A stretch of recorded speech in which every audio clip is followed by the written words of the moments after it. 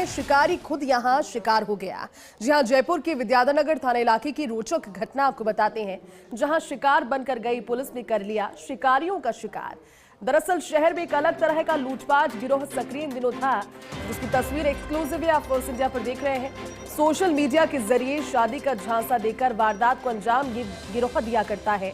पहले युवक को लड़की दिखाने के बहाने होटल में बुलाते, फिर कथित भाई चाय लेने की बात कहकर निकल जाता कमरे से और शादी के लिए बातचीत की बात कहकर दोनों को कमरे में छोड़ देता। कुछ देर के बाद ही साथियों के साथ आकर युवक पर रेप का आरोप लगा देते और मामला रफा दफा करने के नाम पर पीड़ित से मोटी रकम ऐंठते थे। शिकायत लेकर थाने पहुंचे एक पीड़ित ने एसएचओ राकेश ख्यालिया को अपनी आप बीती सुनाई, जिस पर राकेश ख्यालिया ने गिरोह को फंसाने के लिए जाल बिछाकर संपर्क किया।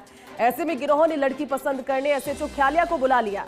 उसी होटल में पुलिस जाब्ते के साथ एसएचओ पहुंचे। ख्यालिया के साथ भी वही घटनाक्रम उन्होंने रिपीट किया, लेकिन इस बार शिकारी खुद फंस गए पुलिस के जाल में।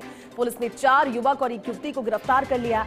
अब तक 50 से अधिक ऐसी ही वारदातों को अंजाम देना इस गिरोह ने कबूल किया, लेकिन सामाजिक डर से पीड़ितों ने पुलिस में शिकायत नहीं की। लेकिन अब ये शातिर ठग एवं लूटपाट गिरोह से पुलिस कड़ी पूछताछ कर रही है। हमारे साथ सहयोगी सत्यनारायण शर्मा जुड़े हैं।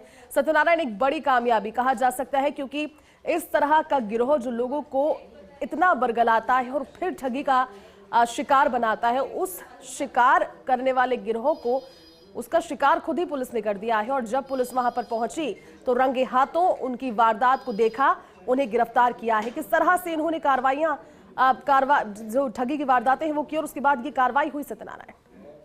देखिए कि एक युवक ने सोशल मीडिया से नंबर लेकर इस गिरोह संपर्क किया था और शादी करने के लिए, लड़की पसंद करने के लिए जो युवक था उसको श्यामनगर थाना इलाके के होटल में बुलाया गया था, जहां पर युवक जब पहुंचा तो होटल के रूम में एक युवक और युवती बैठी थी, जिन्होंने अपने आप को बहन भाई बताया और कहा कि हमारे माता पिता बहुत पहले निधन हो चुका है और मेरी बहन को पाल पोस कर बड़ा किया है, और ये कहकर कि आप दोनों को जीवन साथ जीना है। वो कमरे से बाहर निकल गया, आप दोनों बातचीत करिए।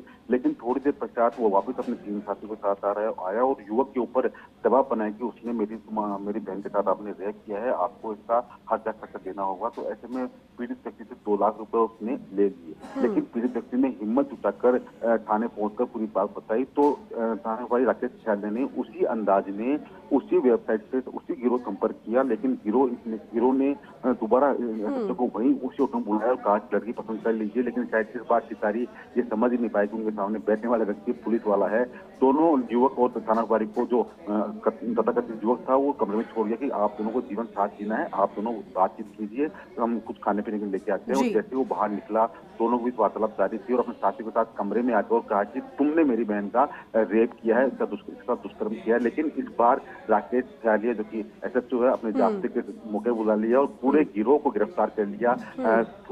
शुरुआती पूछताछ के अंदर 50 से अधिक वारदातें इन्होंने कबूल की है, लेकिन सामाजिक डर से लोग थाने पहुंचते ही नहीं थे। तो ऐसे में गिरोह के जो मंसूबे थे और ज्यादा मजबूत हो चुके थे, लेकिन अब इनसे पूछताछ शुरू कर दी गई है और इस गिरोह के कौन से सक्रिय शहर में अभी उनकी तलाश की जा रही है, जिससे कि पूरे गिरोह को खत्म किया जा सके। जैसी बिल्कुल आपने ठीक कहा सत्यनारायण, और एक बड़ी सफलता हासिल हुई और न जाने कितने लोगों को इस तरह के गिरोह के चुंगल से बचाया गया। शुक्रिया आपका सत्यनारायण इस पूरी जानकारी के लिए।